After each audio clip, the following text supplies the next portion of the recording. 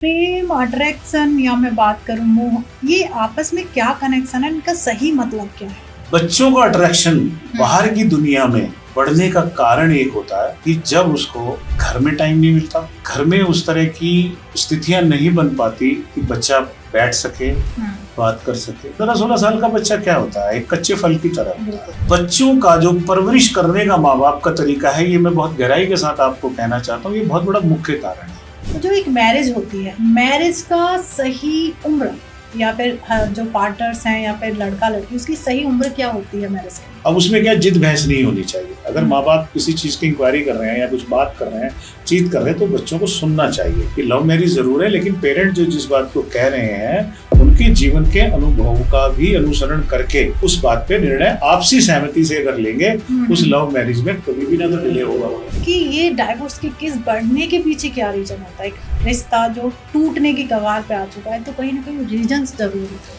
हम भारतीय संस्कृति के लोग हैं, भारतीय परंपराओं से जीने वाले लोग हैं। शादी हमारे जीवन का बहुत अहम हिस्सा है। माँ बाप के यहाँ तो हम केवल मात्र 20 या 25 साल ही अपना जीवन बिताते हैं। किसी भी रिश्ते में आने से पहले उस रिश्ते की मर्यादा को समझना पड़ता है। अगर हम हस्बैंड वाइफ या रिलेशंस की बात करें तो फीलिंग कितना मैटर करता है? कि जहाँ रिश्ते की बात आ गई, संबंधों की बात आ गई, वहाँ फीलिंग ही काम करती है। अगर फीलिंग ही नहीं है तो उसको रिश्ते जैसी चीज को मानना उचित नहीं होगा। फीलिंग जो है वो ही तो हमारे रिश्ते को जिंदा रखती है। परफेक्ट मैरिज किसे कहेंगे? पहले तो क्या होता था ना, भी एक लड़की के लिए इस तरह का लड़का होना चाहिए, संपन्न होना चाहिए, सुंदर होना चाहिए, स्वस्थ होना चाहिए, आमदनी अच्छी होनी चाहिए, परिवार अच्छा होना चाहिए। हर माँ बाप की, हर इंसान की, बच्चे की, सबकी एक ख्वाहिश होती है। ये सब चीजें तो होनी ही चाहिए, लेकिन उसकी मर्जी के हिसाब से ही बच्चे का चयन करना चाहिए।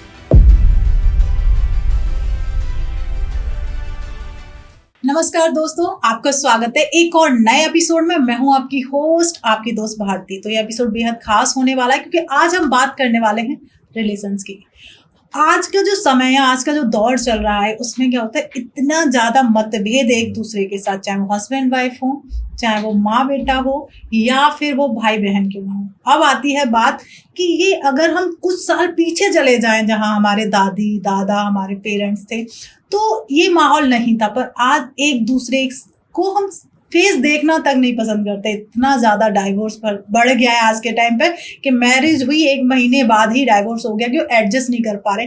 क्या रीजंस होते हैं कि एक दूसरे के साथ इतने आप 1 महीने भी रहते हो तो कहीं ना कहीं एक लगाव हो जाता है, प्यार हो जाता है, मोहब्बत हो जाती है, फिर ऐसी कौन सा पॉइंट होता है कि उससे आप नफरत करना स्टार्ट कर देते हो? बात आती है कि रिलेशन टूटते क्यों, रीजंस क्या है, क्यों लोगों के एक्स्ट्रा मैरिटल अफेयर हो रहे हैं, क्यों लोग भाग रहे हैं दूसरे की तरफ, अपने पार्टनर को छोड़कर क्यों दूसरे की तरफ, कह सकते हैं अट्रैक्शन ज्यादा हो रहा है। रीजंस क्या होते हैं? जब तक हम रीजंस पे बात नहीं करेंगे, ये दौर चलता रहेगा। जो आपकी पीढ़ी, आपकी आने वाली पीढ़ी, जो हम कर रहे हैं वही आने वाली पीढ़ी देखेगी।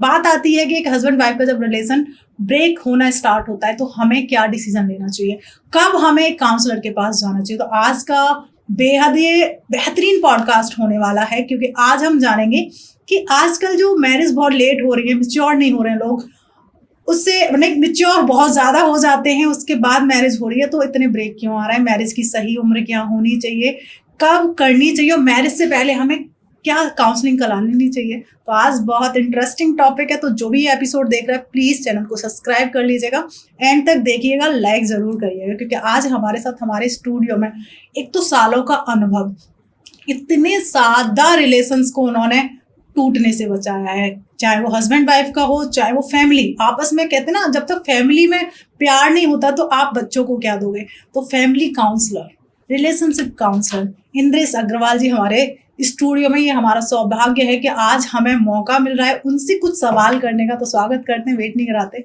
राधे राधे सर, कैसे हैं आप? नमस्कार भारती जी, बहुत अच्छा परिचय आपने दिया।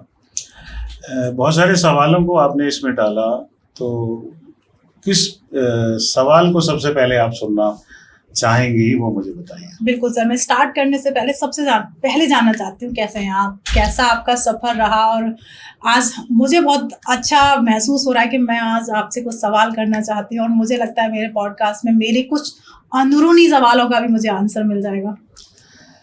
भारती जी, ऐसा है, ये जीवन है, इसको जीना भी एक कला है। बिल्कुल।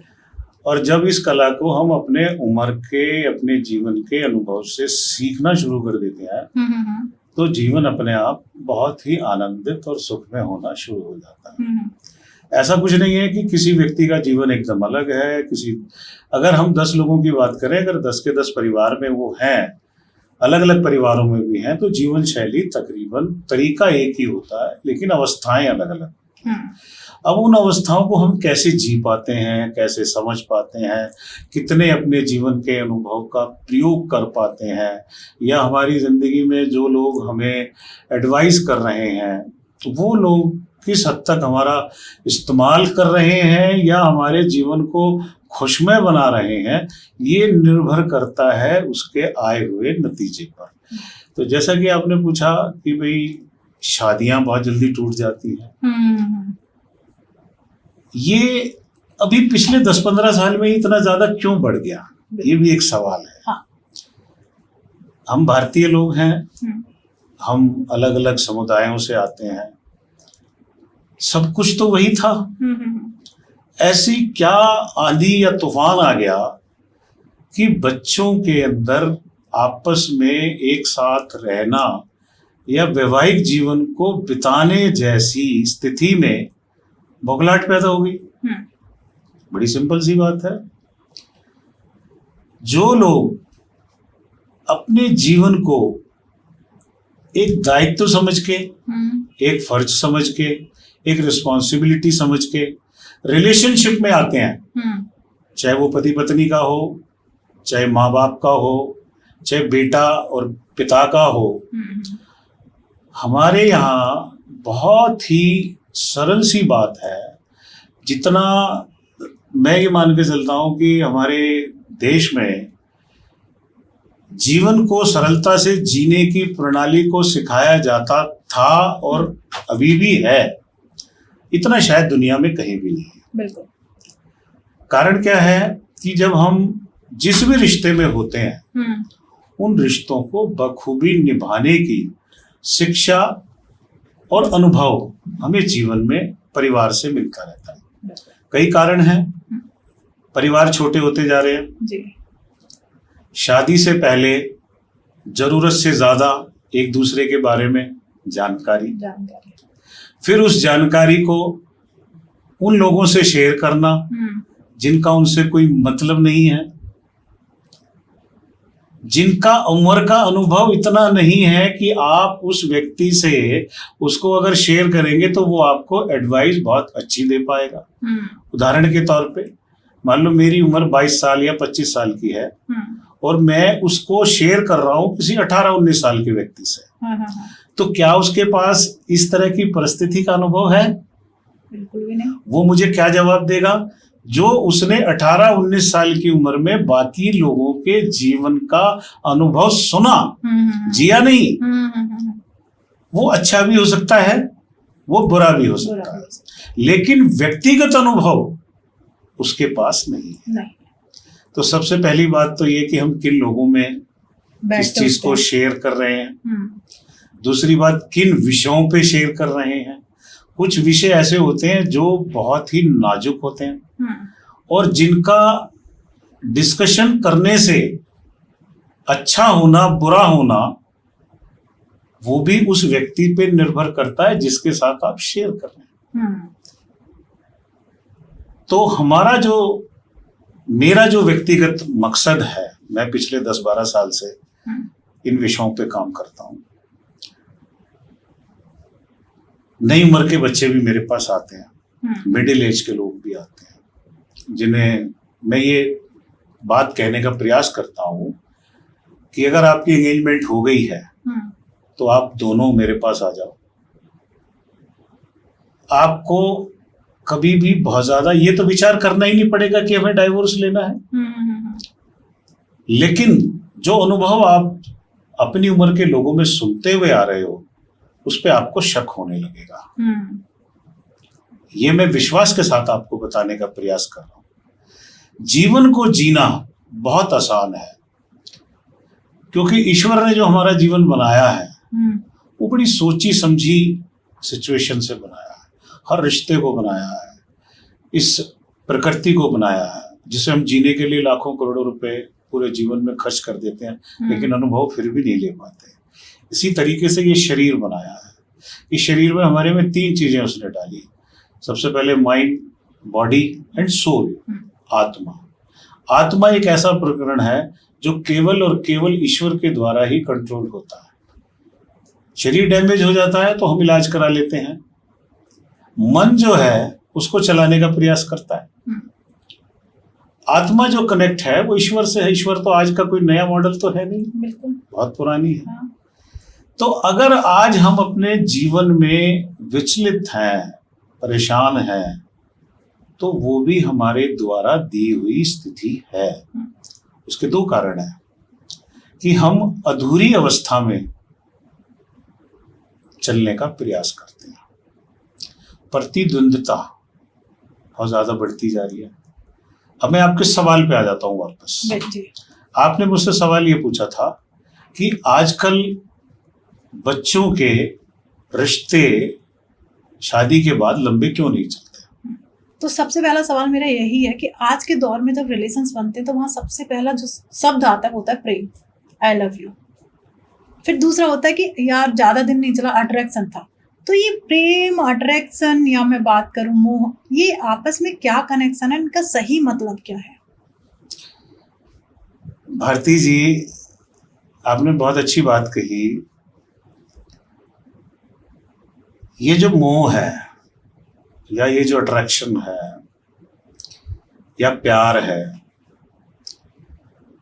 आपने कहा कि लोग बहुत जल्दी बोल देते हैं आई लव यू।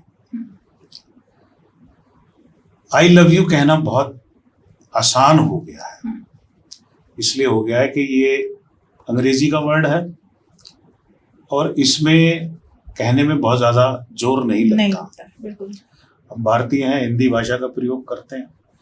उसमें आई लव यू को बोला जाता है मैं आपसे मोहब्बत करता हूँ या करती हूँ। अब मोहब्बत जो करता है व्यक्ति या करती हूँ, उसके पीछे एक बहुत बड़ी बैकग्राउंड है, एक बेस है। तो उसको कहने से पहले उसको जब तक वो प्योर तरीके से मोहब्बत नहीं करेगा, वो शब्द का प्रयोग ही नहीं कर सकता।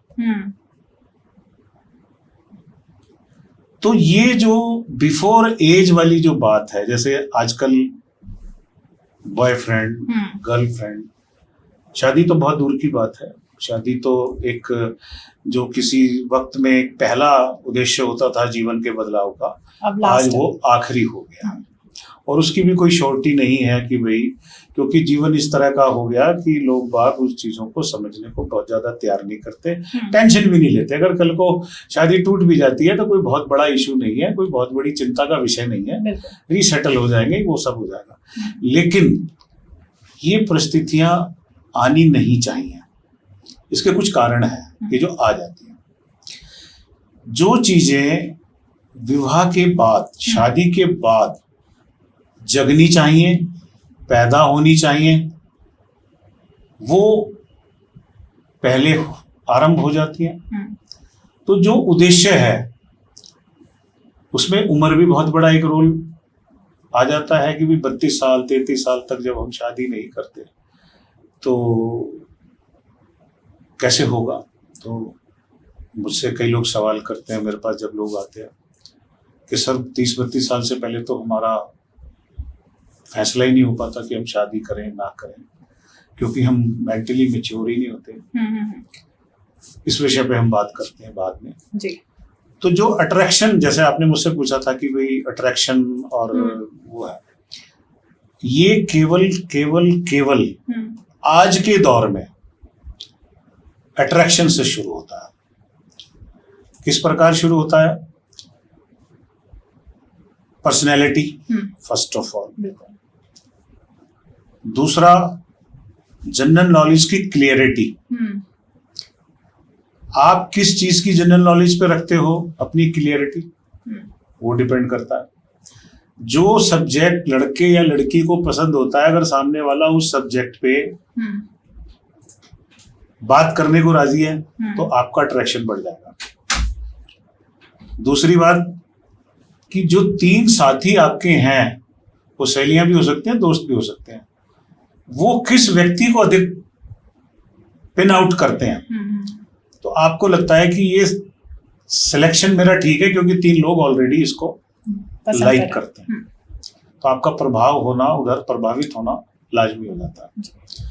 फिर उसमें सबसे बड़ी बात क्या होती है, जहां तक उम्र का सवाल है उसमें काबिलियत का तो कोई रूल आता ही नहीं। मान लीजिए 15 साल या 16 साल की उम्र में आपको किसी से मोहब्बत हो गई, प्यार हो गया, या वो आपका गर्लफ्रेंड बन गई या बॉयफ्रेंड बन गया, तो काबिलियत वाली सिचुएशन तो अभी आई ही नहीं है।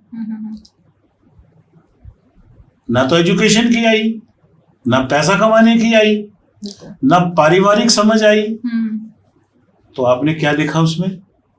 क्योंकि 3 चीजें तो अभी डेवलप ही नहीं हुई, उसके डेवलप होने की उम्र ही नहीं आई। तो इसको क्या बोलोगे आप? आकर्षण। जब आकर्षण, अट्रैक्शन हो जाता है तो धीरे धीरे धीरे धीरे धीरे बच्चा आगे बढ़ने लगता है। अब सवाल ये उठता है कि एक तो प्रतिस्पर्धा जो है, कंपटीशन जो है, वो आकर्षण का मुख्य कारण है। कि आजकल एक हो गया कि अगर आप कॉलेज जाते हैं, स्कूल जाते हैं, अगर आपका कोई साथी नहीं है जिसको आप बॉयफ्रेंड या गर्लफ्रेंड कह सकें, तो वो उचित नहीं है। इसका मतलब आप जमाने के साथ नहीं चल पा रहे हो। उम्र का उसमें कोई फैसला रहा ही नहीं, वो मैटर तो खत्म ही हो गया। तीसरी बात, बच्चों का जो परवरिश करने का माँ बाप का तरीका है, ये मैं बहुत गहराई के साथ आपको कहना चाहता हूँ, ये बहुत बड़ा मुख्य कारण है।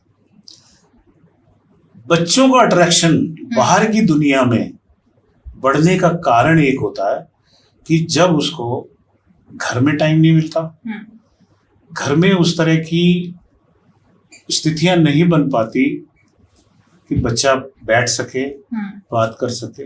15-16 साल का बच्चा क्या होता है? एक कच्चे फल की तरह होता है। अब आप बीइंग ए पेरेंट्स ये मान के चलें कि भाई हम इनको एजुकेशन दे रहे हैं, मैंने इनको बहुत अच्छा एजुकेशन देने का सेटअप बना दिया, तो इसमें दिमाग अपने आप आ जाएगा, या परिस्थितियों को समझने का सिस्टम अपने आप आ जाएगा, या मैंने बहुत अच्छे ब्रांडेड स्कूल में डाल दिया तो ये अपने आप से इतना ज़्यादा मेंटली मैच्योर हो जाएगा कि इसको किसी की ज़रूरत ही नहीं है। बहुत बड़ा वहम है, बताइए आप मुझे। बिल्कुल। तो किस परिस्थिति में आप अपने बच्चों को कहाँ छोड़ रहे हैं, इस पे भी बहुत बड़ा निर्णय लिया जाता है, क्वेश्चन मार्क बनता है। तो खाली मात्र बच्चों को ये दोष दे देना कि इन्होंने निर्णय गलत लिया, उन परिस्थितियों पे भी गौर करना पड़ता है। फिर जैसे जैसे उम्र बढ़ती है, आजकल मैं सुनता हूँ, देखता हूँ, किसी के 2 बॉयफ्रेंड हो चुके, किसी की 2 गर्लफ्रेंड हो चुकी, तीसरे को ट्रेस कर रहे हैं, चौथे।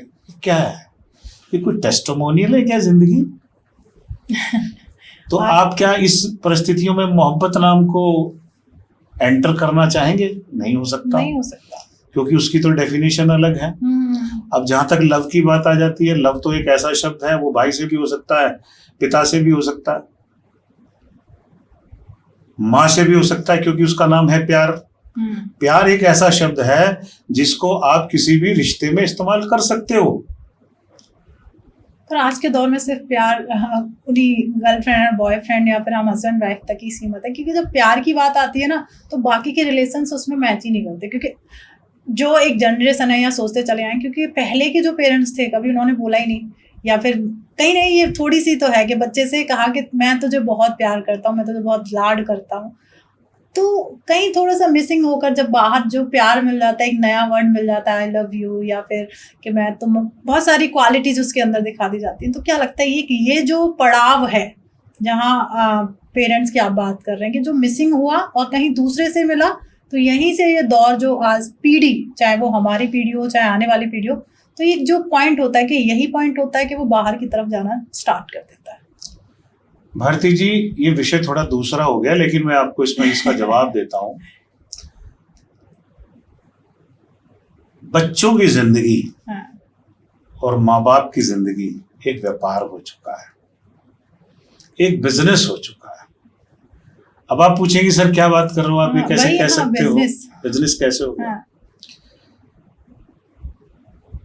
किसी भी चीज को आपका बच्चा हासिल ना करे, ये आप सहन नहीं कर पाते। जिस दिन से बच्चा पैदा होता है उस दिन से माँ बाप उसके स्कूल की लिस्ट बनाना चालू कर देते हैं और उस स्कूल की लिस्ट बनाते हैं जो उनके बजट से कहीं ज्यादा होता है, क्योंकि जो उनके साथी हैं, संगी हैं, जिसमें ब्रांड मिलता है, उनके बजट में नहीं आता। तो वो शरीर को, आत्मा को और अपने जीवन को इस प्रकार से ढालना शुरू कर देते हैं कि 2 साल के बाद बच्चे को मुझे फलां स्कूल में डालना। बच्चा तो अभी रिसेंटली पैदा हुआ है,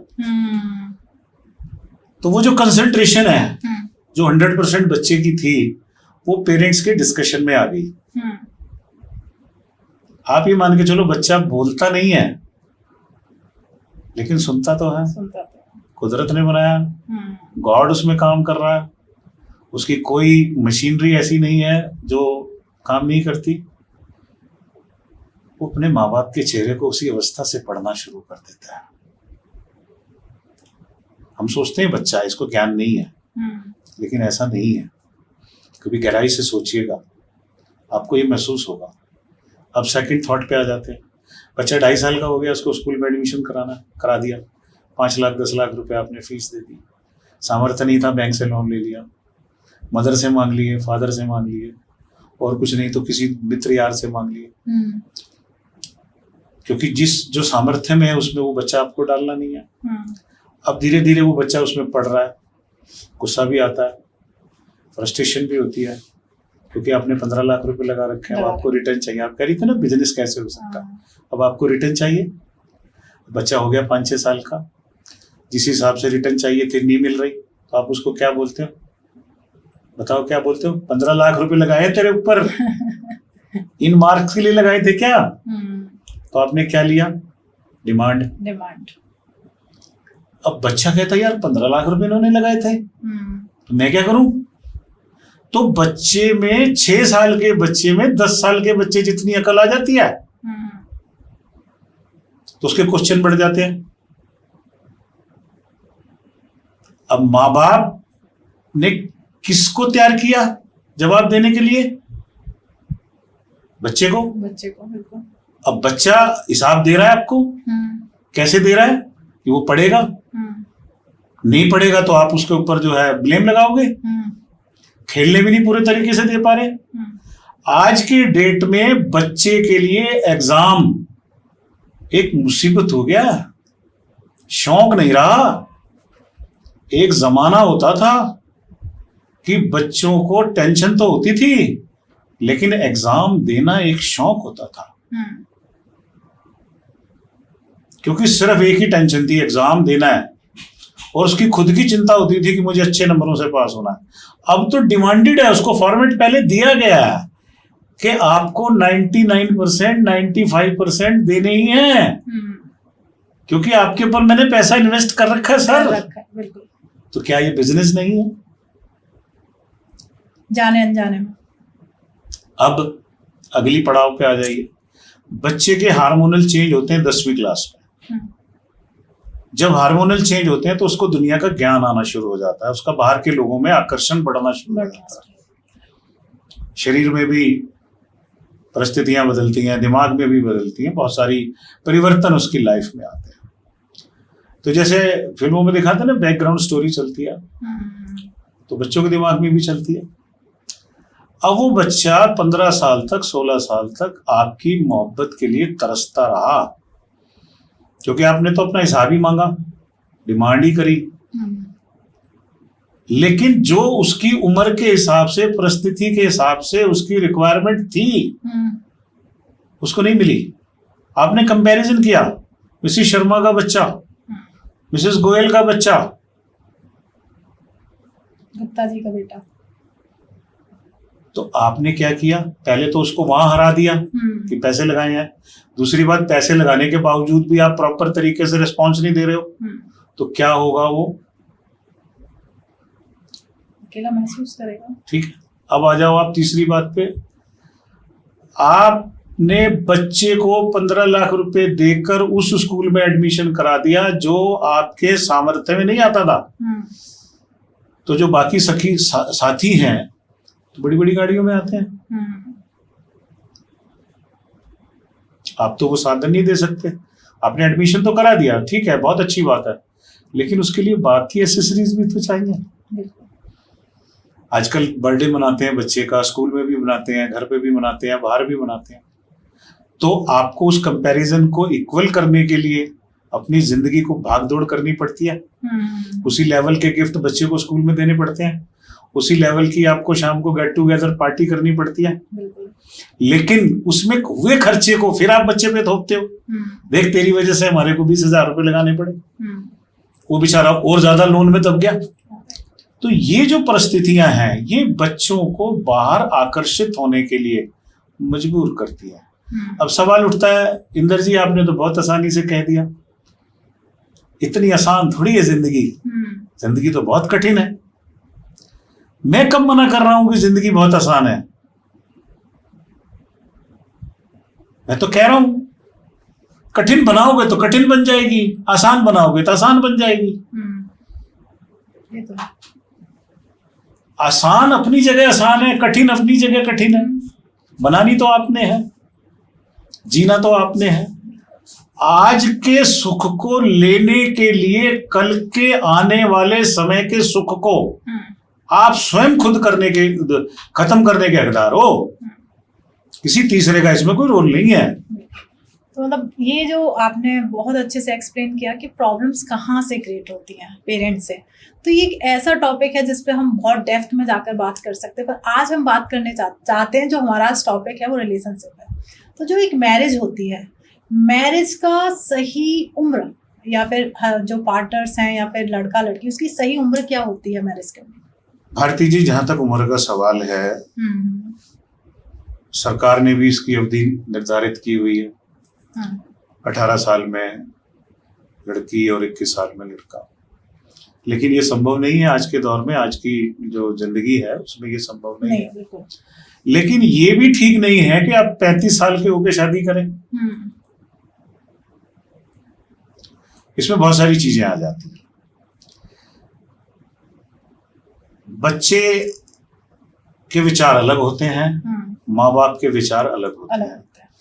अधिकांश, जैसे मैं लोगों से मिलता हूं या बात करता हूं, तो लोग बाग ये कहते हैं जी हमने तो हथियार डाल दिए हैं, हमारा तो बेटा या बेटी मानते नहीं है और हम इसमें कुछ नहीं कर सकते, और हम बड़े परेशान हैं, बड़े मजबूर हैं।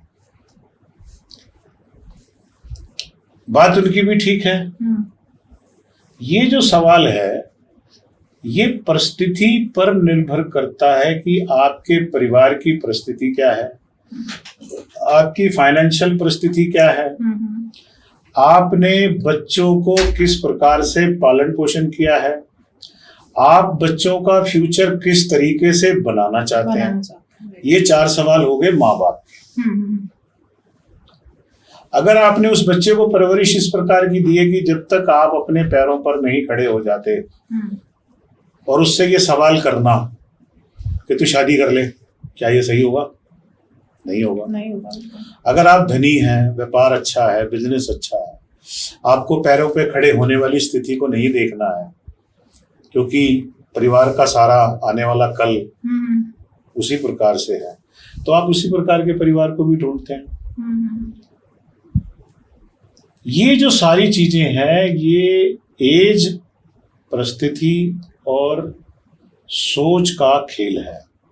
एक व्यक्ति है जो बहुत गरीब परिवार से है, वो शहर आया, उसने एजुकेशन ली, अपने आप को सेटल करने का विचार किया, अब उसमें उसको 10 साल लग गए। उसका ये मानना बिल्कुल ठीक है, क्योंकि मैं गांव छोड़ के आया हूं, मुझे यहाँ रहना है, मुझे यहाँ जीवन साथी को जीवन यापन करने के लिए पर्याप्त मात्रा में धन की आवश्यकता पड़ेगी। बिल्कुल। तो मुझे पहले उसके लायक बनना है। यहाँ वो व्यक्ति मुनासिब है। अब मैच की जहां तक बात आ जाती है, शास्त्र भी इस बात को कहते हैं, साइंस भी इस बात को कहती है, ईश्वर की जो पुराने हमारे ग्रंथ हैं उनमें भी इस बात में लिखा है कि लड़के और लड़की की आयु में कम से कम 2 से 3 साल का अंतर अवश्य होना चाहिए। वो भी देखना जरूरी है, लेकिन एक सीमा से अधिक देर करना जीवन को बदल नहीं पाता। कैसे? मान लीजिए आपने शादी की, पहली बात तो 3 तरह की कैटेगरी की शादी हो गई है। फर्स्ट हो गई लव मैरिज, सेकंड हो गई अरेंज मैरिज, और थर्ड हो गई रीमैरिज।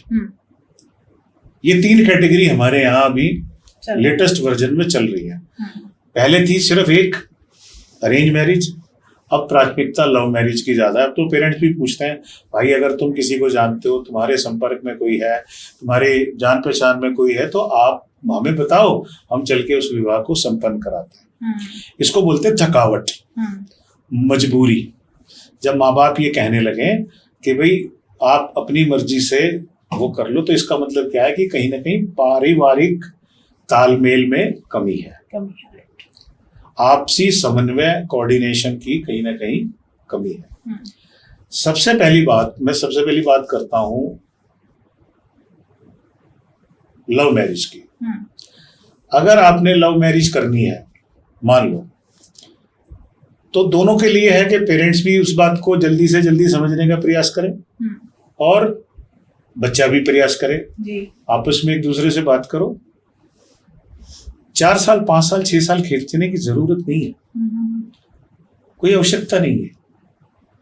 आप साल भर में, 6 महीने में, 8 महीने में उस चीज को कंसीडर करिए। किसी तीसरे से बात करने की जरूरत नहीं है। अपने माँ बाप के साथ बैठिए, परिवार के लोगों के साथ बैठिए, एक दूसरे की सहमति से उस काम को करिए।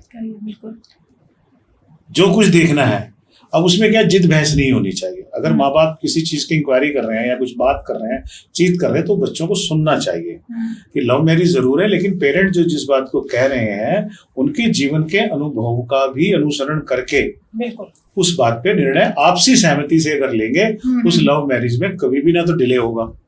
अब प्रॉब्लम क्या होती है, बच्चे बताते नहीं या माँ बाप सुन के राजी नहीं होते, तो वो क्या होता है, माँ बाप तो बायोडाटा भेजते रहते हैं, लड़का के लिए लड़की, लड़के के लिए लड़का देखते रहते हैं। वो उधर अपनी जो है पिंग बढ़ा रहा है, उसने निर्णय किया हुआ है कि जी मैं तो शादी इसी से करनी है। भाई किस लिए टाइम वेस्ट कर रहे हो, फैमिली को बताओ। अल्टीमेटली लॉस किसका हो रहा है, उन बच्चों का हो रहा है जिन्होंने शादी करनी है। पेरेंट्स तो बेचारे थोड़ा बहुत दुखी होकर रह जाएंगे, संस्कारिक तौर पे अपनी किस्मत को धिक्कार लेंगे, लेकिन आप दोनों तो अपना जीवन खराब कर रहे हो। किस लिए डिले कर रहे हो? साथ रहना है, उस चीज को डिस्क्लोज करो। तो मेरा मानना यह है कि शादी में बहुत ज्यादा डिले नहीं होना चाहिए, लव मैरिज में भी। अब अरेंज मैरिज की हम बात कर लेते हैं। अरेंज मैरिज भी एक ऐसा है कि जो आजकल के बच्चे पूरी तरह पढ़े लिखे हैं, समझदार हैं, हर चीज का अनुभव रखते हैं, ज्ञान रखते हैं, और सबसे बड़ी बात यह है कि हमारे लिए संज्ञान लेने के लिए इस संसार में सब कुछ ऑनलाइन है। लेकिन कई बार ऑनलाइन वाला डेटा भी जिंदगी में डिस्टरबेंस पैदा कर देता है। अरेंज मैरिज, लव मैरिज, दोनों में कोई खास अंतर आज की डेट में नहीं रह गया, लेकिन उसमें भी ज्यादा डिले करना ठीक नहीं है। उसका कारण मैं आपको बताता हूं। अगर आप 32 साल की उम्र में शादी करते हो और ये डिसाइड करते हो कि 3 साल में तो मुझे भी अपना कैरियर बनाना है, या 3 साल तक मुझे अपनी फिगर मेंटेन रखनी है, या मुझे भी एक दूसरे को समझना है, तो उम्र कितनी होगी? 35 साल। 35 साल के बाद आप प्रेग्नेंट होते हो, नहीं होते हो, बच्चा होता है नहीं होता, इसकी कोई गारंटी नहीं है। आपने IVF कराया, कुछ भी कराया, किसी भी तरीके से मान लो मेंटेनेंस करके उसको पैदा किया, बच्चा पैदा होगा। अब आपकी उम्र होगी 36 साल। बच्चे को एजुकेशन देने में, उसकी परवरिश करने में आपको कम से कम 25 साल लगेंगे जी। तो 36 में 25 आप ऐड कर दीजिए भारती जी। ये आपका प्रॉपर, अगर हम 36 में 25 ऐड करते हैं तो ये 60 के आसपास पहुंच गया ना। तो आप ये मान के चलो कि जब 36 साल की उम्र में आपने शादी की, तो आपका जो बच्चा है वो 60 साल के आसपास आपके लिए जवान होगा। तो 36 साल तो आपने, 15 या 20 साल तो आपने पहले संघर्ष किया, उसके बाद 25 साल फिर संघर्ष किया उस बच्चे की परवरिश के लिए, तो आपने अपना सारा जीवन संघर्ष में लगा दिया। तो जीवन में क्या कमाया? कुछ नहीं। 60 साल होने के बाद इस बात की कोई गारंटी नहीं है कि वो बच्चा आपके पास रुकेगा या नहीं रुकेगा, क्योंकि माहौल इस तरह का है, वातावरण इस तरह का है, एजुकेशन सिस्टम इस तरह का हो चुका है। तो आपने अपनी जीवन में क्या कमाया? केवल संघर्ष, केवल अकेलापन, केवल एक दूसरे के सिर्फ इंतजार में जीवन निकाल दिया। और अगर यही चीज 25-26 साल के में हो जाती है तो आप 50 साल की उम्र में अपनी लाइफ को एंजॉय करना शुरू कर सकते हो। बिल्कुल। क्या जल्दी शादी का फैसला ले लेना भी एकदम सही है, जैसे अभी आप कह रहे हैं कि आज की जो जनरेशन है उसके अकॉर्डिंग? देखिए, जल्दी और देर का सवाल नहीं है, ये म्यूचुअल अंडरस्टैंडिंग की बात है।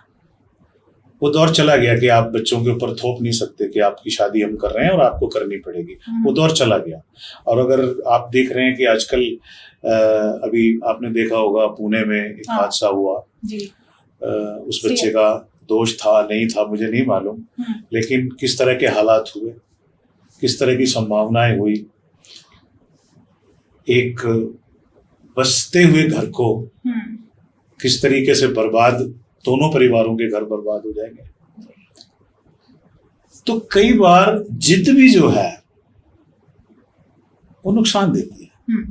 जिद नहीं करनी है, जिद करने से जीवन नहीं चलता।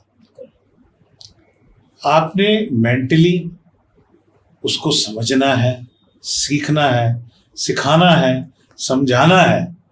अगर मान लो उसको लगता है, माँ बाप को लगता है कि भाई इसमें इसकी शादी में लॉस है या इसके जीवन में इसको तकलीफ आएगी, तो उनको समझाना चाहिए। अब माँ बाप कहते हैं भाई साहब आप क्या बात करते हो, आपको लगता है कि हमने समझाया ही नहीं होगा? हमने तो बहुत समझाया, लेकिन बच्चे की समझ में नहीं आता। बच्चे की समझ में इसलिए नहीं आता कि बच्चा उनके मुंह से समझना ही नहीं चाहता, क्योंकि पिछले 10 से 15 साल 20 साल से वो उनको ये जानता है कि ये सिर्फ मुझे प्रेशर कर सकते हैं, मेरे भले के लिए कुछ नहीं कर सकते, क्योंकि पूरी जिंदगी डिमांड में निकल गई और उसको पे करने में निकल गई। तो उसको लगता है यार अब तो मैं अपनी जिंदगी का फैसला खुद ले लूं। तो जैसे कि मैंने आपको शुरू में बताया, हर चीज केस टू केस वेरी करती है। परिस्थितियों से परिस्थितियां किस प्रकार से बनती हैं वो निर्भर करता है। एक फैसला दूसरे जोड़े के लिए, कपल के लिए सही नहीं है। अब तीसरी बात पे हम आ जाते हैं जी। रीमैरिज, जो हमारा एक लव मैरिज थी, एक अरेंज मैरिज थी, एक रीमैरिज। आजकल डाइवोर्स की रेशियो इसलिए बढ़ती जा रही है कि हम रीमैरिज करेंगे, डाइवोर्स ले लेते हैं। भाई 2 साल तुमने एक के साथ बिता दिए, कोई बहुत ही ज्यादा भारी परिस्थिति है तो बात एक अलग है। लेकिन जब आप रीमैरिज करने जाओगे, या तो आपने उस मैरिज के रहते रहते किसी बंदे को डिसाइड कर लिया कि भाई मुझे इससे डाइवोर्स लेना है और इस व्यक्ति से शादी करनी है, उसका नफा नुकसान आपने पहले सोच लिया, बात समझ में आती है। लेकिन आप डाइवोर्स होने के बाद ये सोचें कि मैं रीमैरिज हो जाऊं और बाई चांस आपके पास एक बच्चा या 2 बच्चे हैं, तो लाइफ कहाँ जाएगी? कभी अकेले में बैठ के सोचना। सब कुछ अच्छा लगता है, जब माइंड में कोई चीज घुस जाती है ना, तो वो कुछ टाइम के लिए किसी दूसरी चीज को घुसने नहीं देती है, जब तो वो कंटिन्यूअसली माइंड में टिक टिक। तो रीमैरिज करने से पहले आपको 100% अपनी आगे की परिस्थिति को निर्धारित करके काउंसलिंग लेनी चाहिए, क्या सही है क्या गलत है। डाइवोर्स होने के बाद इतनी सारी दुविधाएं मानसिक पैदा हो जाती हैं, आदमी रीमैरिज को करने के लिए आतुर हो जाता है। वो सोचता है कि मैं इन सब झंझटों से बचने के लिए रीमैरिज कर लेता हूँ।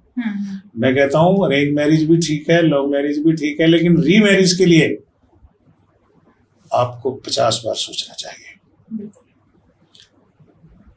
अभी आपने जैसे हमें 3 मैरिज के बारे में बताया, पर मैं आज जो केस हम देख रहे हैं, जैसे डाइवोर्स के केस इतने ज्यादा बढ़ गए हैं, आप काउंसलर हैं, आप मुझे एक चीज बताइए कि ये डाइवोर्स के केस बढ़ने के पीछे क्या रीजन होता है? एक रिश्ता जो टूटने की कगार पे आ चुका है, तो कहीं ना कहीं रीजंस जरूर होते हैं। भारती जी, बहुत अच्छा सवाल है और बहुत ही मार्मिक विषय है, हृदय को हिलाने वाला विषय है। किसी भी रिश्ते में आने से पहले उस रिश्ते की मर्यादा को समझना पड़ता है।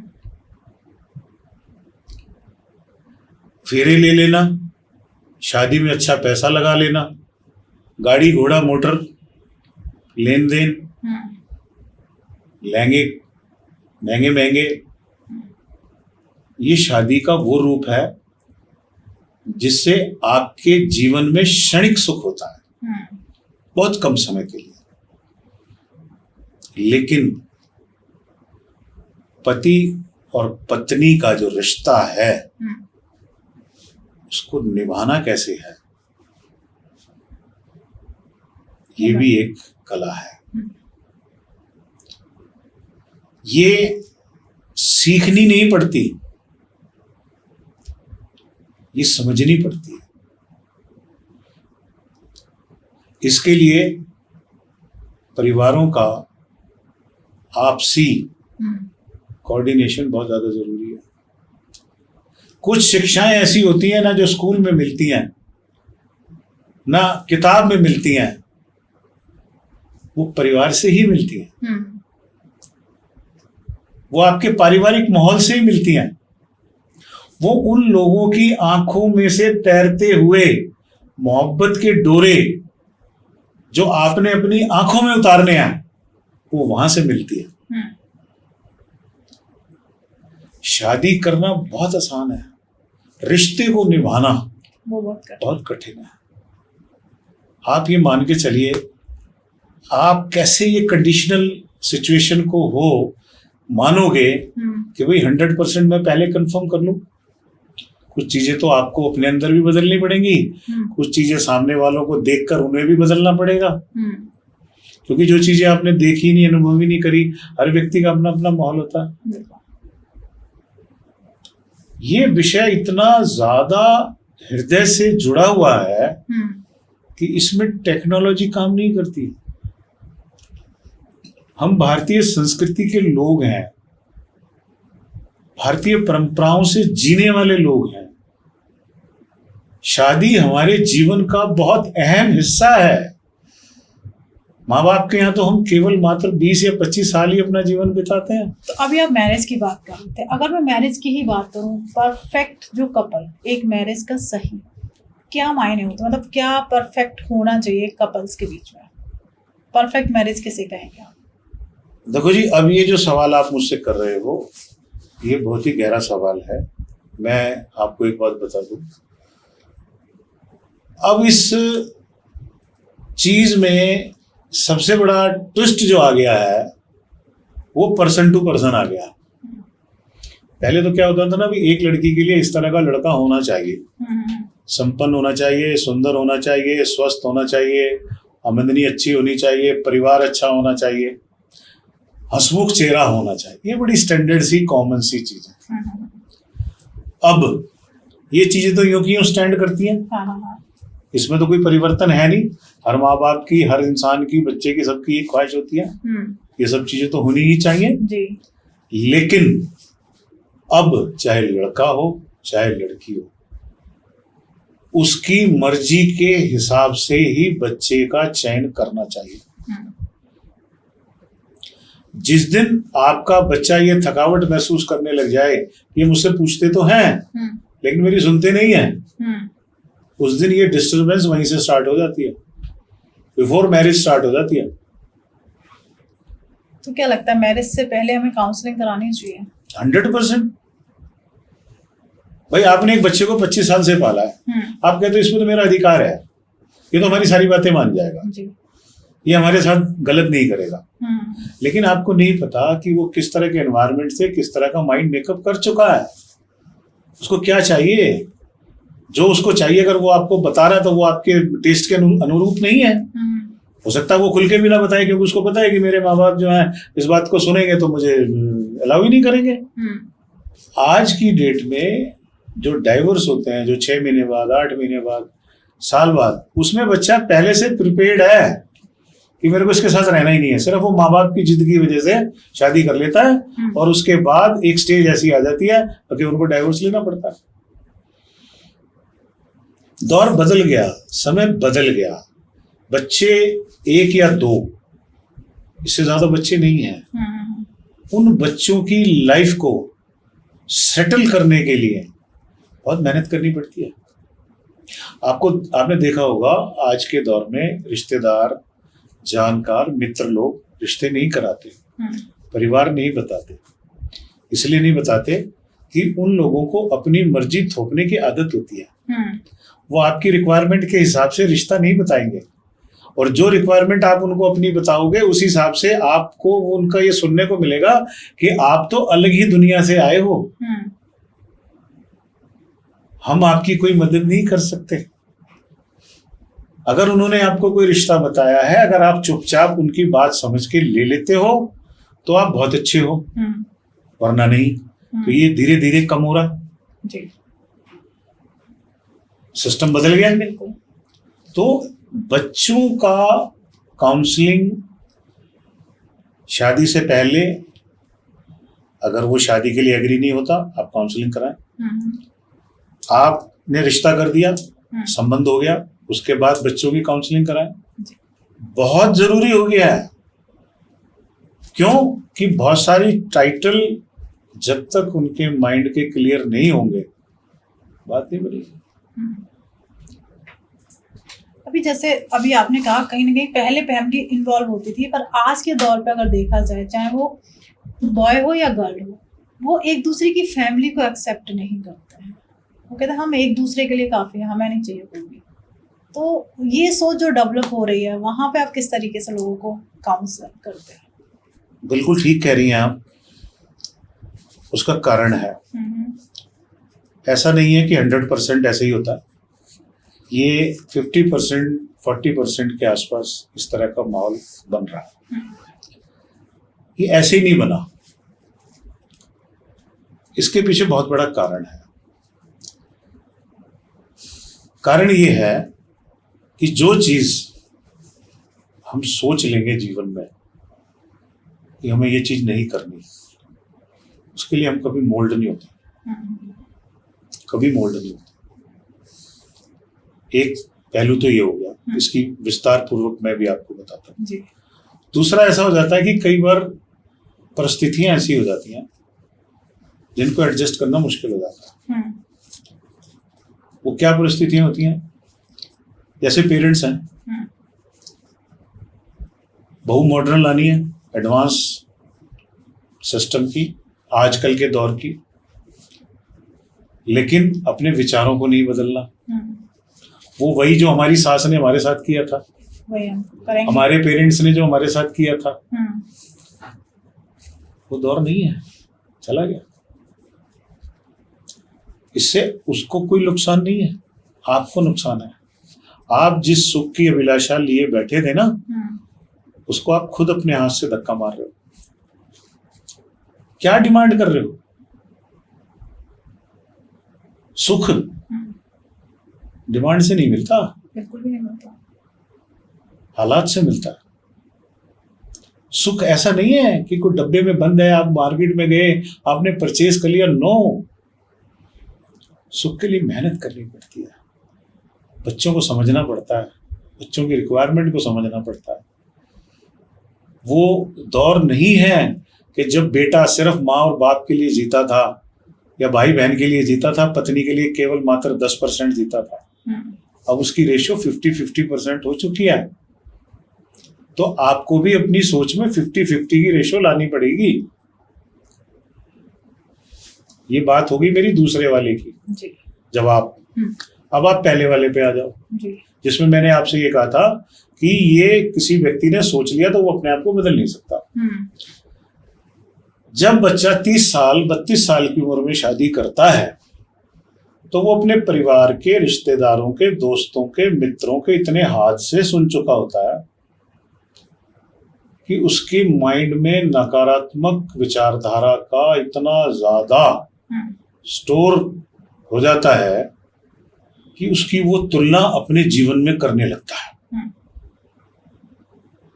आप जो चीज जितनी ज्यादा सुनेंगे, उतनी ज्यादा आप अपनी लाइफ के अंदर इन्वॉल्व कर लेंगे। तो जब बच्चे की एज बढ़ जाती है तो वो मेंटली मैच्योर भी हो जाता है, अच्छे बुरे का भी ज्ञान हो जाता है। ये तो बहुत अच्छी बात है, अच्छे बुरे का ज्ञान हो जाए, लेकिन वो जरूरत से ज्यादा तुलनात्मक हो जाता है, जिसकी वजह से वो उस परिस्थिति को हैंडल करने में चूक हो जाती है। वो एक पिक्चर बना के आया हुआ है जी, अगर वो पिक्चर उसको सामने नहीं मिलती तो उसको लगता है समथिंग रॉन्ग, कुछ तो गलत हो रहा है, कुछ तो गलत हो रहा है। और अगर वो अपने दिमाग से उस परिस्थिति को बदलना चाहे तो वो बदल सकता है, ऐसा नहीं है। आजकल की लड़कियों के मुकाबले पहले की लड़कियां ज्यादा दुखी हुआ करती थी शादी के बाद। हाँ। लेकिन तलाक की रेशो ज्यादा नहीं थी।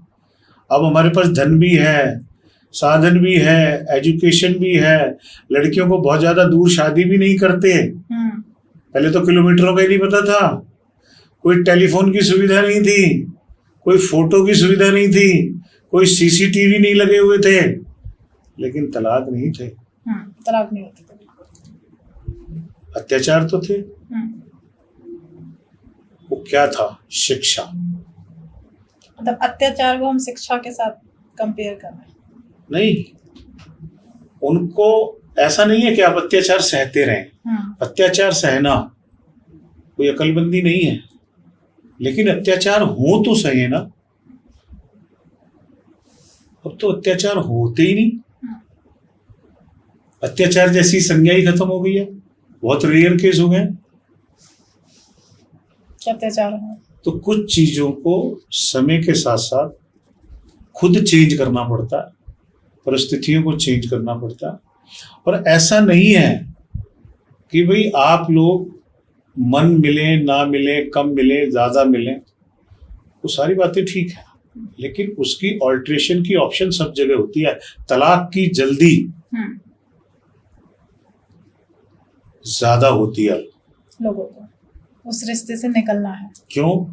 कि ऑल्ट्रेशन, अब लोग कहते हैं, मेरे पास कई बार ऐसे डिस्कशन के लिए केस आते हैं, सर हम क्यों कॉम्प्रोमाइज करें, हम क्यों कॉम्प्रोमाइज करें?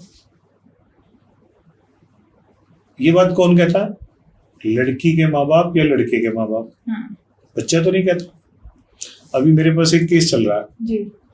उसमें लड़का और लड़की दोनों रहना चाहते हैं साथ में, लेकिन माँ बाप की दोनों की ईगो क्लैश हो रही है। ओके।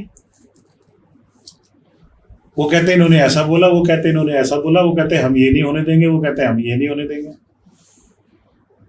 तो बच्चे रहना चाहते हैं, वो डाइवोर्स नहीं चाहते। स्टेज ये आ चुकी है कि भैया अब हम अलग हो जाते हैं, हमारे माँ बाप तो मानने को तैयार नहीं है। दोषारोपण एक दूसरे के प्रति, क्यों? कि वो मामला हार्ट से नहीं चल रहा, रिश्तों से नहीं चल रहा, एक दूसरे के कंपटीशन से चल रहा है। दोनों पैसे में धनी है, वो कहता मैं तुझसे ज्यादा बड़ा पहलवान, वो कहता मैं तुझसे ज्यादा बड़ा पहलवान। अरे भैया ये तो देख लो कि जिंदगी किसकी बर्बाद हो रही है। जो इनके बाद जनरेशन आएगी वो शादी करेगी क्या? वो कहेगी शादी करके यही सब करना है तो हम तो कुंवारे ठीक है। कई लोग माइंड मेकअप भी कर चुके हैं इस चीज का। तो तलाक की बहुत सारी परिस्थितियां हैं, अलग अलग परिस्थितियां हैं, दोनों बच्चों के हिसाब से भी सिचुएशन बनती है, एक बच्चे के हिसाब से भी बनती है, माँ बाप के हिसाब से भी बनती है, कई बार अलग अलग तरह की स्थितियां होती हैं। लेकिन ये कोर्ट का विषय ज्यादा होता है, कोर्ट में ज्यादा लंबा चलता है, बहुत सारी झूठी सच्ची कहानियां बनाई जाती हैं। लेकिन मैं ये मान के चलता हूँ बच्चे पढ़े लिखे हैं, समझदार हैं, अगर वो इन चीजों में थोड़ा सा एडवाइस ले लें तो मैं समझता हूँ कि रेशो कम हो सकती है। और कुछ रिश्ते जो हमारे हैं उन रिश्तों में बदलाव किया जा सकता है, कोई बहुत ज्यादा मुश्किल काम नहीं है। लेकिन जहां निर्णय उचित होगा, अगर मान लो मैं ये सोच लूं कि मुझे तो बदलना ही नहीं है तो मेरा कुछ नहीं हो सकता। लेकिन अगर मेरी सोच में ये है कि अगर मैं चाहूं या मैं अपने जीवन को सुखमय बनाना चाहूं, सुख महंगा नहीं है, सुख दूर भी नहीं है, बस सिर्फ इतना है कि वो बाजार में नहीं मिलता, वो किसी के देने से आपको नहीं मिलेगा किसी भी हालत में। इतनी सी बात है। अगर हम हस्बैंड वाइफ या रिलेशंस की बात करें तो फीलिंग कितना मैटर करती है? हस्बैंड वाइफ के रिश्ते में फीलिंग कितना मैटर करता है, मैं तो ये कहता हूँ, जो मेरा एक जिंदगी का अनुभव रहा है, कि जहाँ रिश्ते की बात आ गई, संबंधों की बात आ गई, वहाँ फीलिंग ही काम करती है। अगर फीलिंग ही नहीं है तो उसको रिश्ते जैसी चीज को मानना उचित नहीं होगा। फीलिंग जो है वो ही तो हमारे रिश्ते को जिंदा रखती है, वही तो हमारी आंखों में आंसू लाती है। प्यार, मोहब्बत, फीलिंग, एक दूसरे के प्रति लगाव, एक दूसरे के प्रति विरह, एक दूसरे के प्रति एक दूसरे को समझना, ये सब हार्ट के काम है, आत्मा के काम है, दिल के काम है। माइंड तो सिर्फ इनको संभालने के लिए बनाया, लेकिन इनको जीने के लिए तो आत्मा की जरूरत पड़ती है। आपने बहुत सी जगह देखा होगा, लोग कहेंगे यार तेरी आत्मा ने इस बात को गवाही कैसे कर दी, तूने ये काम गलत कर दिया। इट मीन्स के आत्मा कभी भी किसी काम को गलत नहीं करने की इजाजत देती। तो ये फीलिंग जो है, ये रिश्ते जो है, ये आत्मा से चलते हैं। जिनके रिश्ते आत्मा से चलते हैं उनके यहाँ फीलिंग की कमी नहीं होती। लेकिन फीलिंग बंद हो चुकी है डब्बे में, हार्ट सिर्फ वाइब्रेशन के लिए रह गया है, जिंदगी में इस्तेमाल में खत्म हो गया। अभी हमने फीलिंग की बात करी, अगर हम बात करें रिश्ते निभाने की, तो क्या लगता है प्यार ज्यादा मैटर करता है या धैर्य या फिर थोड़ी समझदारी? देखिए, दो बातें हैं। जहां तक धैर्य की बात करें, समझदारी की बात करें, ये दोनों चीजें उम्र के पड़ाव के हिसाब से, आप जीवन के किस परिस्थिति में हैं। आपकी शादी हो गई, बहुत अच्छा जीवन चल रहा है या चल रहा था, कुछ अकस्मात किसी ऐसी परिस्थितियों में आ गए जिससे थोड़ी जीवन में बौखलाहट आ गई, तो उस समय धैर्य से काम लेना चाहिए। कई बार जल्दबाजी के निर्णय जीवन को खराब कर देते हैं। वो धैर्य कहाँ से आता है? वो आता है कि आपका जो सलाहकार है, दिशा देने वाला जो व्यक्ति है, वो कौन है। अगर कुछ लोग जीवन में ऐसे, क्योंकि जब वक्त खराब आता है तो सलाहकार भी खराब मिल जाते हैं, हालात भी खराब हो जाते हैं, तो उस समय ये निर्णय करना कि क्या मेरे लिए सही है, क्या गलत है। कुछ लोग तो ऐसे होते हैं, जिन चीजों से आप खुश होगे वही बात करेंगे, जो चीज आप सुनना चाहती हो वही आपसे बात करेंगे। उसका नतीजा अच्छा होगा बुरा, उससे उन्हें कोई मतलब नहीं है। वो तो सिर्फ ये देखते हैं कि भाई आपको किस तरीके से खुश रखा जाए, वो भी समझना पड़ता है। ये जो काउंसलिंग जैसा जो सेक्टर है, ये धीरे धीरे जीवन में इसका उपयोग, इसकी जरूरत इसीलिए बढ़ती जा रही है कि हम जीवन की गलत दिशा में ना चले जाएं। उससे बचने के लिए काउंसलिंग की जरूरत पड़ती है। तो आज के दौर में आप देख लो, मैरिज से ज्यादा लोग लिविंग में रहना पसंद करते हैं, वहां ज्यादा कंफर्टेबल फील करते हैं। वो कहते हैं हम लिविंग में ठीक है, क्या करना है मैरिज करके। देखिए, कोई भी चीज दुनिया में जब नहीं आती है तो बहुत अच्छे से लोग स्वीकार करते हैं, क्योंकि वो चीज हमने अपनी जिंदगी में पहले जी नहीं होती। राइट। जैसे मार्केट में आती है ना खाने की चीजें, जब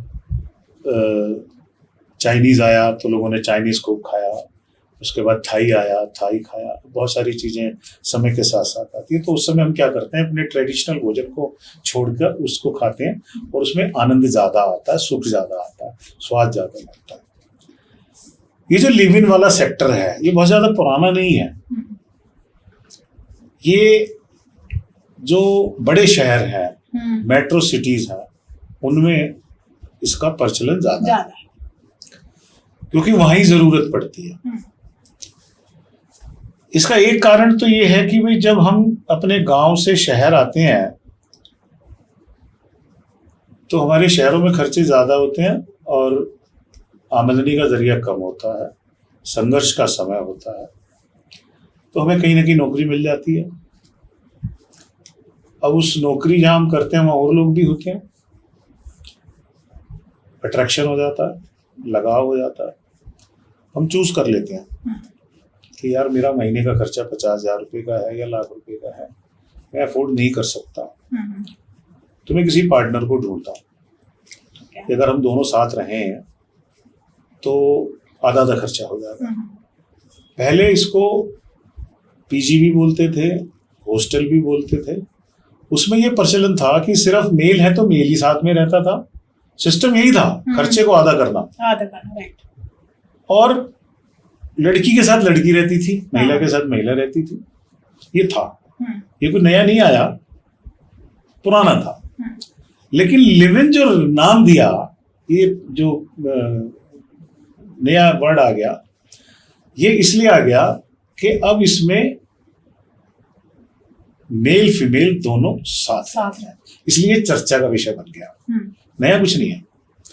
अब होता क्या है कि मेल फीमेल साथ में रहने से जो एक उम्र का एंजॉयमेंट है, लाइफ की जो जरूरतें हैं, शारीरिक जो जरूरतें हैं, वो बिफोर मैरिज बड़ी खर्चीली होती है, बहुत पैसा लगता है,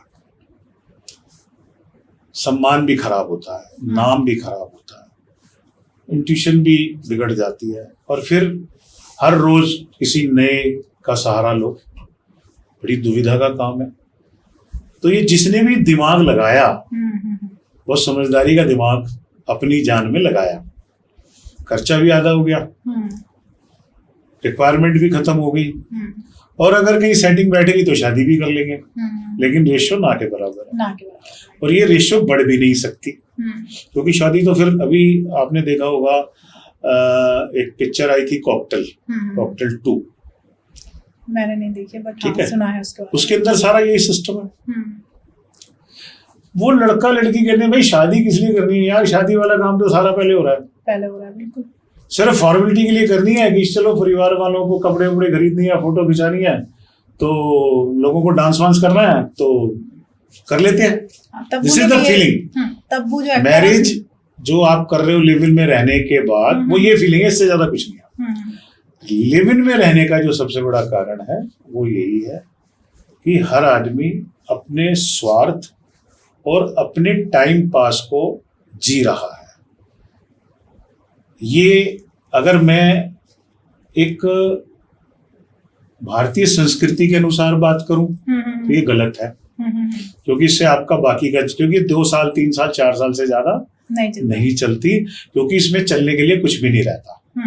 मान लो एक की प्रमोशन हो गई, एक के पास इनकम सोर्स ज्यादा हो गया, दूसरा वहीं का वहीं रह गया, तो उसे छोड़ना पड़ेगा। किसी बात को लेके तू में हो गई, किसी बात को लेके रिलेशनशिप में प्रॉब्लम हो गई, उसका किसी और के साथ अटैचमेंट हो गई, उसका किसी दूसरे के साथ अफेयर हो गया, तो अल्टीमेटली ये ब्रेकअप हो गया, क्योंकि इसमें कोई बाउंडेशन तो है नहीं, कोई एग्रीमेंट भी नहीं है, कोई किसी तरह की कोर्ट कचहरी भी आप नहीं कर सकते। तो this is the very easy way कि भाई आप अपना सामान उठाइए और चल दीजिए। ये अभी नया नया आया है, कुछ साल हुए हैं। कुछ सालों में इसके बारे में जो बच्चे अपने जीवन के प्रति सजग हैं वो इसमें नहीं जाएंगे, और जिन लोगों ने, जिन बच्चों ने, जिन जनरेशन के लोगों ने अपना टाइम पास करना है, अपने आप को सिर्फ जीना है कि भाई मुझे तो जीवन को काटना है किसी तरीके से, क्योंकि ये क्षणिक सुख है। क्षणिक सुख जीवन के लिए बड़ा घातक होता है। जो आपने बात कही, जैसे अभी कॉकटेल मूवी में आया कि जो लिविंग में ही सब कुछ मिल जाता है तो मैरिज करने का, तो एक तब्बू एक्टर्स हैं उनका भी स्टेटमेंट था कि सब कुछ इजीली मिल जाता है तो क्यों मैरिज की जिम्मेदारी में फंसना। क्या मिलता है बताइए? वही फिजिकल रिलेशन, एक दूसरे, तो फिजिकल रिलेशन जीवन में सब कुछ हो गया। लोगों की ये सोच बन चुकी है। बन चुकी है ना, राइट। फिजिकल रिलेशन क्या पहले नहीं था? पहले भी था या अब नहीं है? अब भी है। सारी दुनिया लिव इन में रह रही है? नहीं। आप किस चीज के लिए भटक रहे हो भाई? क्या जीवन इसी का नाम है? अपने आप को थाली में अनकंडीशनल किसी को परोस देना, क्या इसी को जिंदगी बोलते हैं? मुझे तो लगता नहीं। क्या सुख है? ये तो जानवर भी करते हैं, पशु पक्षी भी करते हैं, कुदरत का बनाया हुआ सिस्टम है, आपने खुद नहीं बनाया। लेकिन इसको मर्यादित तरीके से अगर निभाओगे तो सुख ज्यादा है। जिम्मेदारियों से बचने का सबसे बड़ा तरीका लिव इन। पढ़े लिखे होके अनपढ़ताओं वाले काम करना। लेकिन मेरी बात उन लोगों को बुरी लगेगी जो इसमें यूज रहते हैं। बिल्कुल। वो इसलिए बुरी लगेगी कि मैं उनके मतलब की बात नहीं कर रहा। लेकिन अगर वो अपनी अंतरात्मा पर हाथ रखकर ये महसूस करें कि क्या हम अपने जीवन की दिशा या दशा को ठीक ले जा रहे हैं, तो शायद उनका भी उत्तर यही होगा कि नहीं। कबूतर के आंख बंद करने से बिल्ली उसको खाना छोड़ दे, ये संभव नहीं। बिल्कुल नहीं। आज नहीं तो कल जीवन को समझना तो पड़ेगा। वो स्टेज आ जाएगी, फिर जीवन को छोड़ने की इच्छा पैदा हो जाएगी। जो चीज सिस्टम प्रभु ने बनाया, पुरुष स्त्री के बिना अधूरा, स्त्री पुरुष के बिना अधूरी, उसके लिए एक सिस्टम बनाया, विवाह जैसी चीज बनाई, माँ बाप जैसा एक रिश्ता दिया, कोई तो कारण होगा। आप बिल्कुल किसी चीज की R&D करे बिना किसी चीज में घुस जाते हो, कहाँ की अकलमंदी है भाई? कर क्या रहे हो? जा कहाँ रहे हो? क्या इन जमाने की नजरों को पढ़ने के लिए पैदा हुए हो कि ये आपके द्वारा करे हुए कर्मों को ये पढ़ें और फिर आप इनकी हंसी का पात्र बनो? किसने अलाउ किया? आपने खुद। राइट। तो जो लोग ये मान के चलते हैं कि मुझे शादी नहीं करनी, मुझे लिव इन में रहना है, तो दोनों का मत सामान्य होना चाहिए। अगर एक कहती है कि मुझे शादी करनी है या लड़का कहता है मुझे तो घर बसाना है, तो वो धोखा है। आप डाइवोर्सी हो, दोनों सेपरेटेड हो, आप लिव इन में रहते हो, कोई बात नहीं। क्यों? कि आपने जिंदगी देख ली, जीवन को जीना कर लिया, जीना है। एक हद तक हो सकता है, लेकिन आपने किन परिस्थितियों में उसको स्वीकार किया है, इसके बारे में तो मैं कुछ नहीं कर सकता। इस संसार में कोई चीज जायज और नाजायज जैसी नहीं है। जो चीज आपको ठीक लग रही है वो जायज है, जो चीज नहीं लग रही है वो नाजायज है। लेकिन नाजायज को नाजायज क्यों कहा जाता है ये समझना जरूरी है। जायज को जायज क्यों कहा जाता है ये भी समझना जरूरी है। अब आता है, जैसे ये चीज तो हमने समझ ली कि जिम्मेदारी से बचने के लिए लिव इन में चले जाते हैं, कहीं ना कहीं समाज के अकॉर्डिंग वो गलत भी है और उन लोगों के अकॉर्डिंग वो सही भी है। अब बात करें मैरिज की। मैरिज बहुत खूबसूरत रिश्ता है, हस्बैंड वाइफ का रिश्ता है, फिर भी मैरिज में ही एक्स्ट्रा मैरिटल अफेयर हो जाना, क्या रीजंस होते हैं? कि अच्छा खासा रिलेशन है या फिजिकल रिलेशंस की रिक्वायरमेंट भी पूरी हो रही है, उसके बावजूद भी वो किसी और के साथ अफेयर्स में है या किसी और से उसके संबंध है, उसका क्या कारण होता है? देखिए मैडम, मैरिटल अफेयर्स की जहां तक बात है, ऐसा नहीं है कि ये कोई नया कंसेप्ट है। कंसेप्ट तो ये भी बहुत पुराना है, लेकिन अब इसकी जो परिस्थिति है वो बहुत तेजी से बढ़ रही है। उसमें कई कारण इस प्रकार के हैं कि जो जैसे हर चीज होती है ना, सीखने के लिए बनी है, हर चीज को जानने के लिए बना है। मैरिटल अफेयर्स के बहुत सारे कारण ऐसे हैं जो कुछ अलग हुआ करते थे, आज भी हैं वो कारण, जिनके जेन्युइन सिचुएशंस हैं वो एक अलग संज्ञा है। लेकिन आज का जो दौर है वो एक एक्सपेरिमेंट बन चुका है, अवेलेबिलिटी बन चुका है। मैरिटल अफेयर्स के लिए या मैरिज के बाद किसी दूसरी स्त्री से संबंध रखना इसकी अवेलेबिलिटी 0 के बराबर। आज अवेलेबिलिटी बहुत है।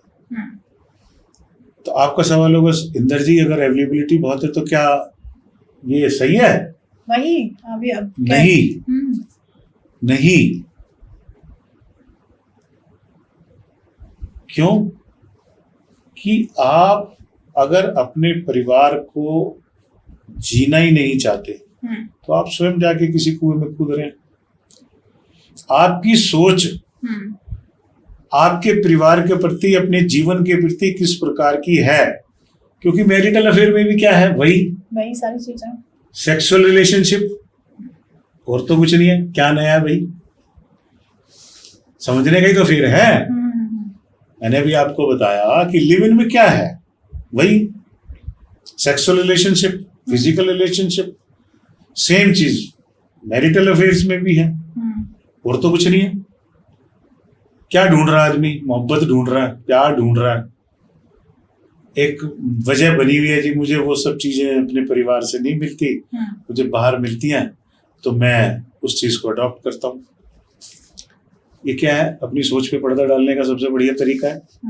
लेकिन ये 100% बंद हो जाए ये भी संभव नहीं है। नहीं, बिल्कुल भी नहीं है। ये क्या है? परिस्थितियां व्यक्ति के ऊपर निर्भर करती हैं। इसके ऊपर बहुत ज्यादा अपने विचार देना थोड़ा सा इसलिए ठीक नहीं रह जाता कि मनुष्य जो है 10 किस्म के भी अगर आप इकट्ठे खड़े करते हैं, तो अगर 10 लोग मैरिटल अफेयर्स में चल रहे हैं ना, 10 के 10 के कारण अलग है।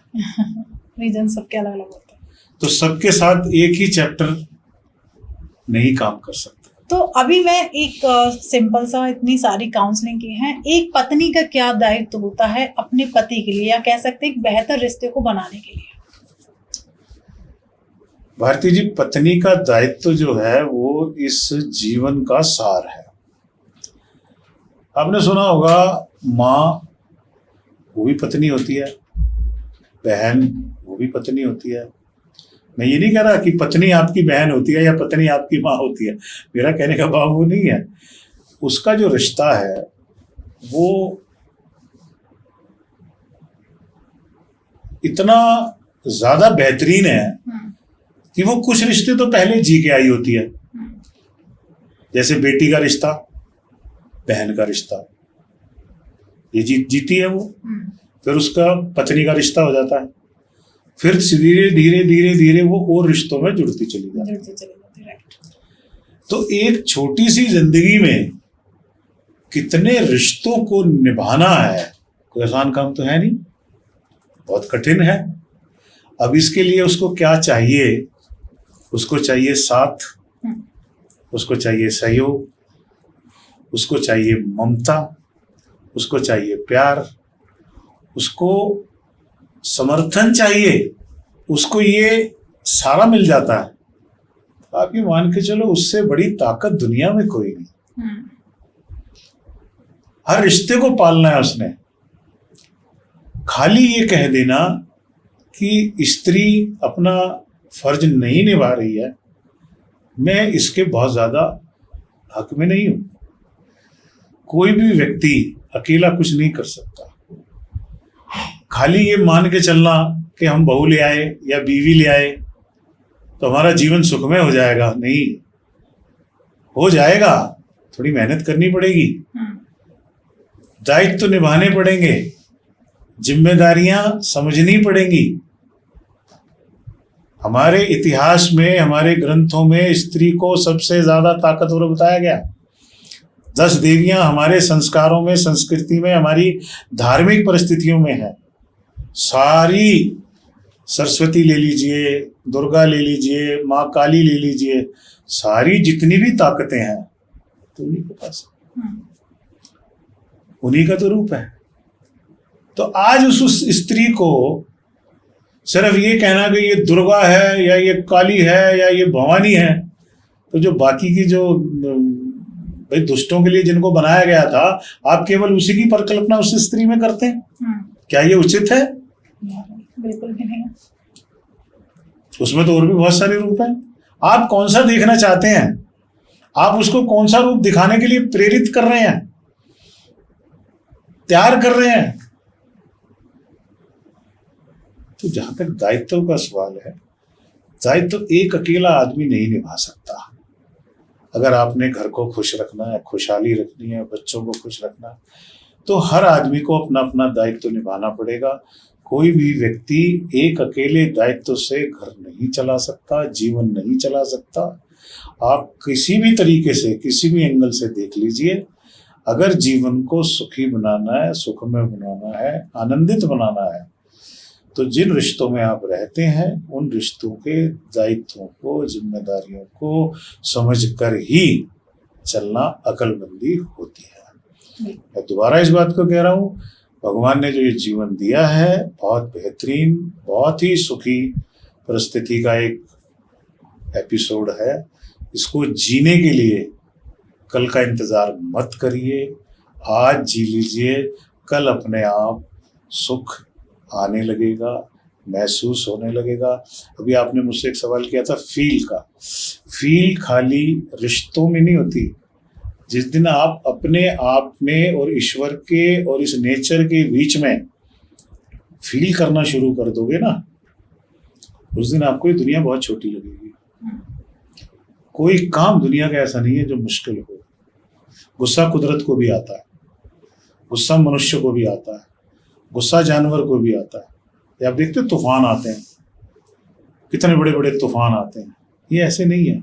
जब प्रकृति निराश हो जाती है, तो जिसके लिए उसने इतना सब कुछ बनाया और वो उसको नष्ट करने की बात करता है, तो उसको उसे हानि पहुंचानी पड़ती है। आपका बच्चा है, आपकी बात नहीं मानता, आप चांटा मार देते हो ना। बिल्कुल। किसी दूसरे को तो नहीं मारते, उसी को मारते हो, क्योंकि आपको मानसिक हानि और आपकी सोच को वो तंग कर रहा है। तो इसी तरीके से कुदरत है, इसी तरीके से हम ईश्वर जैसी संज्ञा जिससे बात करते हैं कि भाई ईश्वर भी आपको सचेत करता है। दुख सुख वो तो आपने देखना है। अगर हमारी सोच अच्छी नहीं है, हमारी कार्य प्रणाली अच्छी नहीं है, हमारे जीवन में दुख बढ़ते चले जाएंगे, हम दोष भगवान को दे देते हैं, मंदिरों की लाइन में जाके खड़े हो जाते हैं। ऐसा थोड़ी ही है। इसको समझ लो, बहुत अच्छी बहुत अच्छी बहुत अच्छी स्थिति है। इसको जिस दिन शरीर को आपने समझ लिया, प्रभु को समझ लिया, नेचर को समझ लिया, उस दिन जीवन से दुख दूर। दुख चार ही प्रकार के होते हैं। मेरा जीवन साथी ठीक नहीं है, मेरा साथी ठीक नहीं है, मेरे पास पैसे नहीं है, मेरी सोच के अनुसार भगवान मेरी मदद नहीं करता, और चौथी बात कि भाई मैं जो सोचता था मैंने वो जीवन में नहीं पाया, इसको पछतावा बोलते हैं। ये चारों चीजें आपके द्वारा बनाई हुई हैं। इसके क्रिएटर आप खुद हैं। आप समय से पहले बिना मेहनत के पैसा चाहेंगे, दिक्कत आएगी। मेहनत करेंगे, पैसा नहीं कमाया, ये तो हो ही नहीं सकता। कई लोग ऐसा होते हैं जो मेहनत के बाद भी कुछ नहीं मिल पाता। तो इसके लिए हमारे यहाँ जो, मैं इस विषय पे बहुत ज्यादा बिलीव इसलिए नहीं करता क्योंकि मेरा विषय अलग है। हम लोग कर्म की बात करते हैं, हम ईश्वर की बात करते हैं, हम भाग्य की बात करते हैं। ये हर चीज का, हर परिस्थिति का व्यक्ति अनुसार ही इसका जवाब है। आप तो एस्ट्रोलॉजी को समझते हो, ऐसा नहीं है कि एस्ट्रोलॉजी कोई मीनिंग नहीं रखती या वास्तु कोई मीनिंग नहीं रखता। हर चीज का अपना अपना जीवन में महत्व है। उसको कितने % समझना है ये आपने देखना। किस चीज की जीवन में कितनी आवश्यकता है, उसका संज्ञान जीवन के अनुभव से लेना पड़ता है, और वो वही काम करता है। क्योंकि मैं अगर सारी विषयों पे बात करूं या सारी चीजों के बारे में बात करूं तो मेरे विचार हो सकता अलग हो, सबके विचार अलग अलग ही होते हैं। तो इसलिए कुछ चीजें ऐसी हैं जो व्यक्ति के अनुसार ही निर्भर करती है। क्या बात है। अभी हम एंड की तरफ हैं। अब आता है कि पॉडकास्ट सुनते हुए कई लोगों के ऐसा होगा कि कोई ऐसा पॉइंट या किसी से रिलेटेड कोई डिस्कस करना चाहते हैं, तो किस तरीके से आपसे कांटेक्ट कर सकते हैं? हमारा फ़ोन नंबर दिया हुआ है, आप हमारे से बात करें, रजिस्ट्रेशन कराएं, आपको टाइम दिया जाएगा। हम लोग ऑनलाइन भी डिस्कशन करते हैं। जैसे मान लीजिए कोई दिल्ली से बाहर का है, उसकी कोई प्रॉब्लम है वो पहले हमारे यहाँ रजिस्टर करा ले, फिर उसके बाद ऑनलाइन बात कर ले, जूम पे कर ले, गूगल मीट पे कर ले।